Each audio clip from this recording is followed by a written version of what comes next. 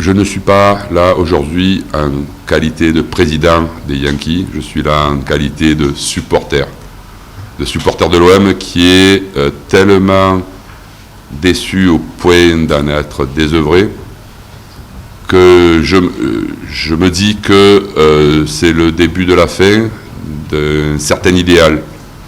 Aujourd'hui, on a un président qui s'appelle Jacques-Henri Hérault, qui est à l'Olympique de Marseille depuis 18 mois, qui a décidé de montrer sa façon de diriger ce club en étant arrogant, en ne respectant pas l'idéal de l'Olympique de Marseille. Et pour première décision qu'il a envers ses supporters, c'est pas d'avoir viré l'association Yankee Nord Marseille, c'est d'avoir testé tout au long de son petit mandat de quelle manière les supporters de l'OM pouvaient se comporter et réagir à ces actions. Alors on vous a convié ici aussi pour faire, alors peut-être pas une mise au point, mais pour essayer de rééquilibrer la campagne de désinformation qui a été organisée depuis hier matin.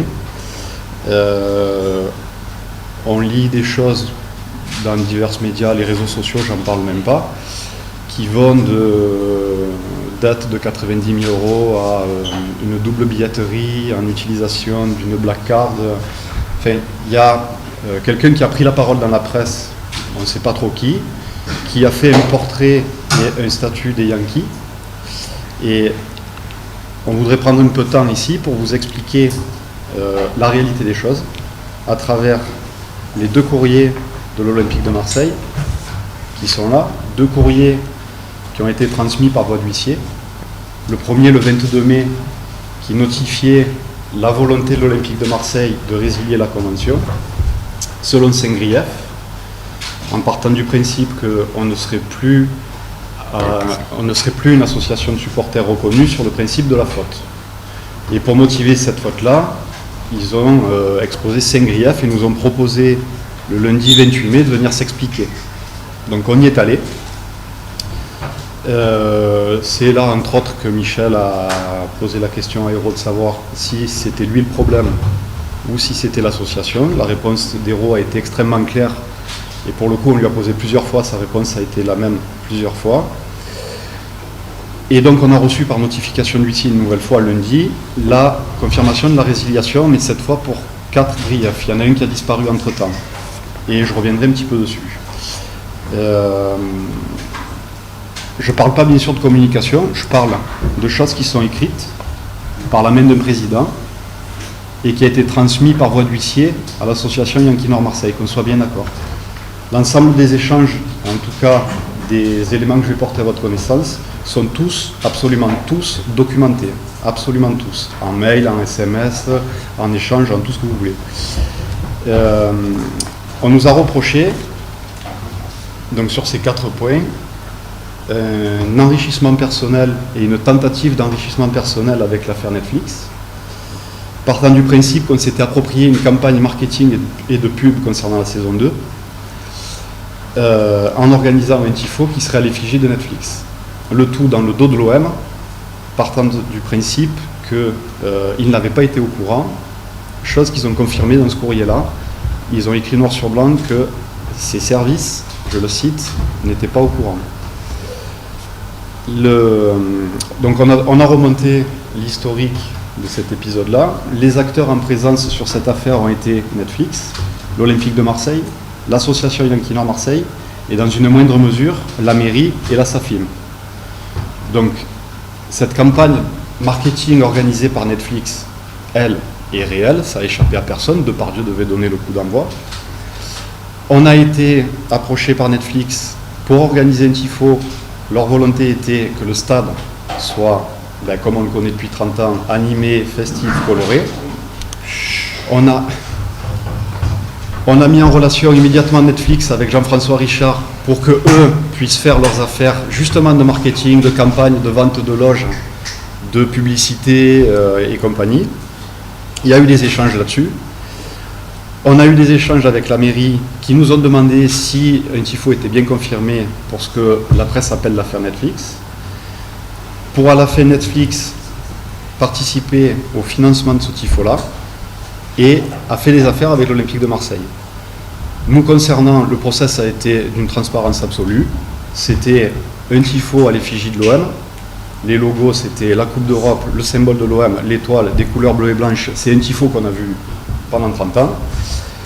L'OM a fait son business en vendant des loges, en vendant le vin de Depardieu. Enfin, ils ont fait leurs affaires de commerçants. Et à la fin, l'OM de tweeter le vendredi, veille du match, l'annonce du tifo géant. Et on se retrouve avec Jacques-Henri Hérault qui écrit dans son courrier que ses services n'étaient pas au courant. Donc l'ensemble de ces choses-là sont très documentées et feront très certainement l'objet d'une procédure judiciaire. Le deuxième grief qui est évoqué concerne un peu plus personnellement Michel, et même encore aujourd'hui, c'est un peu gênant de parler de ça devant lui. Je les cite dans leur courrier. « Votre attitude qui atteste de votre souhait permanent d'assumer un enrichissement nuit à l'image du club dont le supporterisme est un des axes fondamentaux. » Je pourrais vous envoyer cette phrase par texto, vous la comprendrez, vous l'interpréterez comme vous voulez. Nous, on ne la comprend pas. Sauf qu'elle se suit par 3 motifs. L'histoire de l'ACB volée, l'affaire Netflix, enfin une dite affaire Netflix, mais ça je ne vais pas revenir dessus, je viens de vous l'expliquer, et la vente de faux billets au stade. La carte bleue, je suis désolé, Michel est victime, l'association Yankee Nord est victime d'un vol par ruse, une plainte a été déposée, les auteurs ont été identifiés, l'enquête est en cours, on attend le procès. À ça, Michel doit reconnaître un certain inconfort, on va dire, face à ça, pour finalement, à la fin, se retrouver coupable de quelque chose dont il est la victime.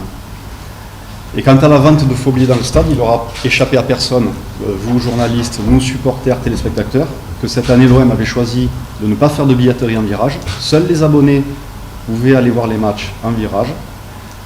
Donc l'accusation de fausse billetterie, ça c'est la justice qui s'en occupera. Et quand bien même il y aurait un lien avec tout ça, l'enrichissement personnel, je vous laisse conclure, vous, où c'est qu'il pourrait se trouver.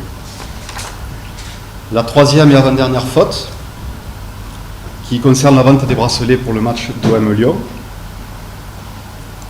Je cite encore une fois, vente de bracelets présentés comme étant des titres d'accès valables. Les accréditations délivrées par le club ne peuvent faire l'objet d'une quelconque commercialisation. Donc les choses sont extrêmement claires. L'association Yankee Nord Marseille n'a jamais commercialisé quelque titre d'accès que ce soit. L'OM a rajouté dans son courrier, et je cite à nouveau, a été contraint de déposer plainte à votre encontre, Michel Tonini personnellement, ainsi qu'à l'association pour escroquerie. Ils ont déposé une plainte, ils ont choisi de traiter en fond de cette plainte l'histoire du charbonnage à Marseille. On attend que la justice nous convoque, on est très serein à ce sujet-là et on leur parlera des éléments qui nous semblent utiles pour se défendre. Ce process des entrées tifo existe depuis France 98, donc en fait depuis l'inauguration de l'ancien stade, du coup maintenant. Il est commun à l'ensemble des groupes de supporters, il est reconnu, connu par tous, il est organisé par l'OM dans la mesure où les accréditations qui sont délivrées sont éditées par le club. Le contrôle d'accès est assuré aussi par l'OM et ces titres d'accès ne sont jamais remis au groupe de supporters. C'est au contrôle d'accès que les choses s'organisent. J'irai pas plus loin sur ce grief, car il y a une plainte qui est déposée et on attend d'en connaître son contenu. À aujourd'hui, on n'a pas de nouvelles. Et la dernière faute évoquée par l'OM, pour motiver la résiliation de la convention, concerne ce qu'ils appellent, et je cite encore une fois, une dette conséquente, alors relayée dans les médias, se retrouve presque dans les faux débats selon la police et selon les syndicats. On voit qu'on a des dettes tantôt chez un de 60 000 euros, tantôt chez l'autre de 90 000 euros. Une fois de plus, on est là pour apporter de l'information à nos adhérents, aux sympathisants Yankees et à vous, professionnels de la presse, pour que les choses soient extrêmement claires. Les factures dues par l'association Yankee Nord Marseille sur la saison 2016-2017 et 2017-2018 sont au total de 81 789 €. Vous avez un chiffre. L'OM oublie de vous dire qu'elle a aussi, elle, une dette conséquente envers l'association. L'OM nous doit 41 235 € de facture au titre des aides au déplacement pour cette année et en vertu d'un accord qui a été signé en décembre qui traitait justement de l'équilibre de ces comptes. Et je tiens à préciser que 41 000 € de facture due pour une association comme la nôtre n'a pas de commune mesure avec 49 000 €, ce qui est dû pour la même saison à l'OM, dans son budget. Et ensuite, pour conclure, on a j'allais dire des faits, mais des allégations qui nous sont reprochées sur l'histoire de l'ACB, sur l'histoire de Netflix, sur l'histoire de OM Lyon pour les bracelets, sur les dates du 8 janvier, 18 février, 18 mars. À aucun moment donné, l'association Yankee Nord Marseille n'a reçu quelque message que ce soit de la part de l'OM. Courrier, notification, mise en garde, demande d'explication, coup de téléphone, absolument rien. Hérault, dans sa conférence de presse de fin de saison, le 24 mai, explique que la campagne démarrera le 11 juin.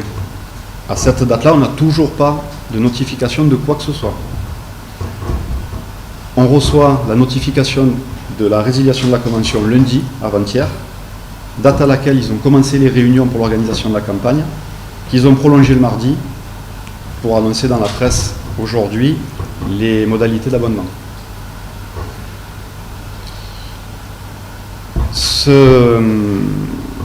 Cette clarification, pour nous, est importante. On va continuer, on va aller maintenant vers les adhérents. Les choses sont documentées. Les faits que nous, on va pouvoir mettre en évidence, notamment sur le 5e grief qui a disparu entre le premier et le deuxième courrier, qui portait sur une soi-disant opacité de commercialisation des ventes pour les billets de la finale. Nous allons aller vers nos adhérents, nous allons aller vers nos sympathisants. On retournera dans la presse, on continuera à communiquer pour que, déjà dans un premier temps, il soit conservé un certain équilibre au niveau de l'opinion publique sur des faits d'un côté, des allégations de l'autre, des informations passées en off, en in, en ce que vous voulez, et éviter de se retrouver dans une situation où un média dit que les Yankees doivent 60 000 à quelqu'un et qu'un autre média dise que les Yankees doivent 90 000 à l'autre. Voilà au niveau des clarifications qu'on voulait apporter. On fait ce qu'on veut. On peut aussi décider de devenir un club de bridge ou de couture. Hein. Vous savez, nous sommes une association de supporters de l'Olympique de Marseille. Est-ce que vous allez rester le président de cette association ? Ça, je vais réfléchir, parce que très sincèrement, ça fait 31 ans que je suis dans l'association. J'ai passé beaucoup de bons moments, j'ai passé beaucoup de mauvais moments. Jusqu'à il y a 10 ans, c'était mon frère qui était le président, j'ai pris sa succession. Mais jusqu'à il y a 5-6 ans, le rôle de président d'association ou de responsable d'association, on va dire, parce qu'il n'y a pas que le président, vous savez, le président, c'est pas grand-chose. La réalité d'une association de supporters, c'est les membres, c'est la passion qu'on partage. Après, il faut être guide, il faut gérer un peu tout ça, mais jusqu'à il y a quelques années, c'était 80% de plaisir et 20% d'emmerde. Aujourd'hui, c'est 2% de plaisir, 98% d'emmerde. Donc, être président, oui, parce qu'il faut aussi se sentir responsable et avoir envie de faire continuer. Mais peut-être que aussi, je pense que l'association a des gens de très grandes compétences, de très grande qualité, qui peuvent aussi prendre les rênes de l'association et me permettre de prendre un peu de recul. Concrètement, moi j'aimerais pouvoir dire à mes adhérents, c'est ce que je leur dis, vous n'êtes pas prisonniers des Yankees, on ne vous prend pas en otage. Vous êtes avant tout supporter de l'Olympique de Marseille. Le problème, c'est qu'aujourd'hui, quel que soit l'adhérent de quel que soit le groupe, à l'heure où je vous parle, hein, peut-être que demain matin ça sera changé, personne n'est capable de dire de quelle manière va se passer la campagne d'abonnement. Après, comme je vous l'ai dit tout à l'heure, ceux qui veulent absolument s'abonner, on les guidera vers le groupe de leur choix. Bon, ceux qui ont décidé de ne pas s'abonner, si les Yankees n'existent plus, ben, c'est eux qui prendront le choix.